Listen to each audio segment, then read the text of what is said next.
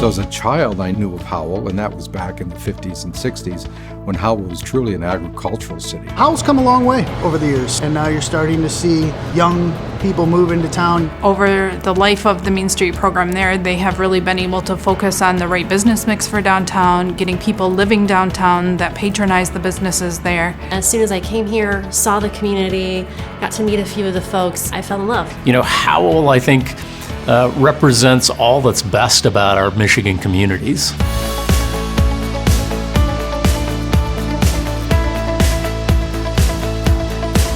We have really worked hard to preserve our past while making sure we're keeping our eyes on the future, and that is shown through the tens of millions of dollars in public and private investment that have been poured into our historic buildings. Everything from, you know, the theater, the pub there, and putting the cornice back on the top of the buildings. Our Howell Opera House is definitely a center of activity way back in the early 1880s. Now it still serves as a cultural center for the downtown in just a little bit of a different way. And they're seeking grants and donations to rehab the second floor and return it into a performing arts center. And having that in our community in conjunction with the historic Howell Movie Theater, they serve as cultural bookends. The owners have split it into 2 screens, doing special events there. So it's nice that we retain that kind of historical look.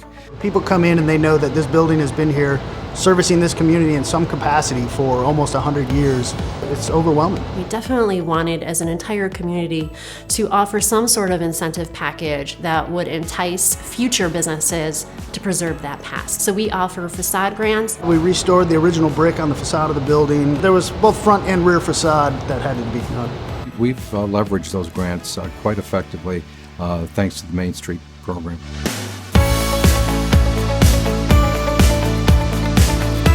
Howell Main Street is right front and center on everything that we're doing.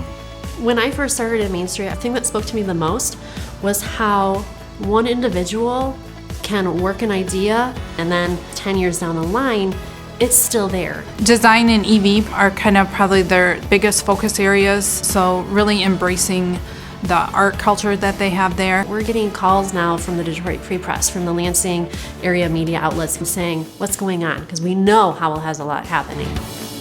There's a lot of things that go into opening a business, a lot of things that I didn't know or wasn't prepared for. The DDA was great to deal with, but to have somebody like that you can bounce ideas off us and get feedback from, it's a tremendous resource.